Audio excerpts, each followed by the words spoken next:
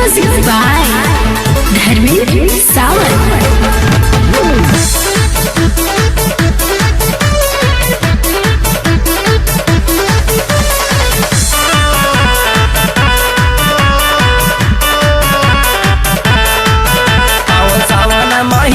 के चढ़ते चारों ओर बोलब मही गुजत बा। जहाँ देखो वहाँ हाई पिच वाला डीजे पे सागर के गाना ही बजत बा।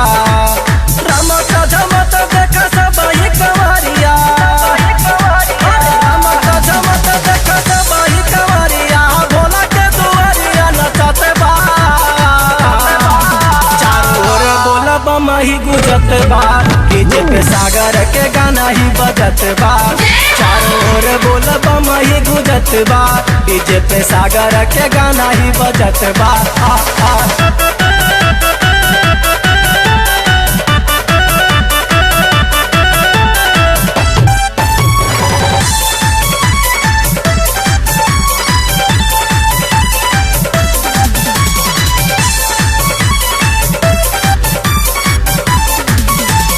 गंगा जी से गंगा जल ले के कंवरिया आए मिलो मिल दूर से।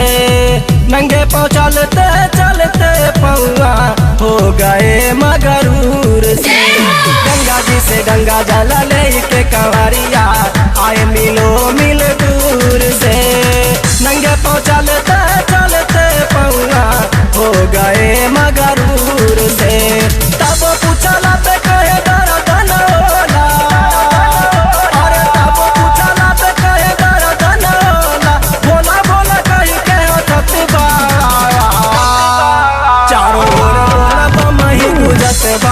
डीजे पे सागर के गाना ही बजत बा। चारों ओर बोलब मही गुजत बा, डीजे पे सागर के गाना ही बजत बा।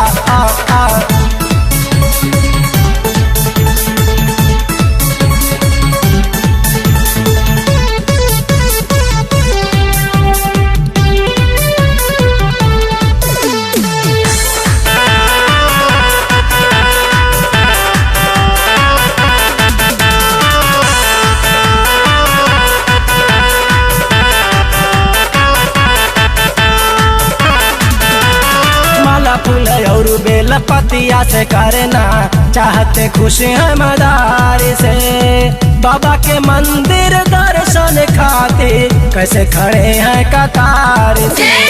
माला फूल और बेल पतिया से करना चाहते खुशी है मदार से। बाबा के मंदिर दर्शन खातिर कैसे खड़े हैं कतार से। छोटा बड़ा बूढ़ा सब गेरुआ पहन के,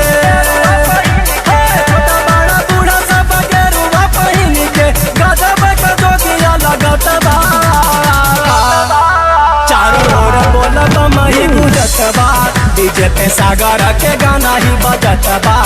चारों ओर बोलब मही गुजत बा, डीजे पे सागर के गाना ही बजत बा।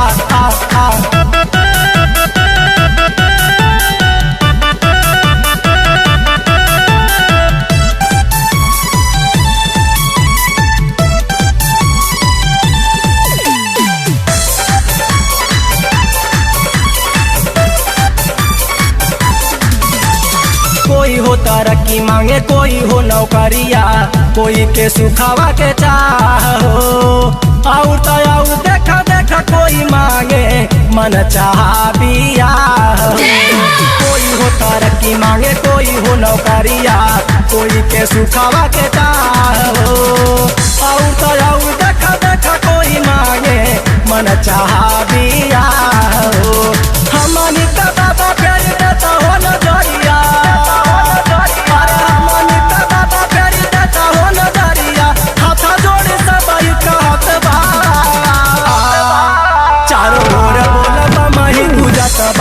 डीजे पे सागर के गाना ही बजत बा।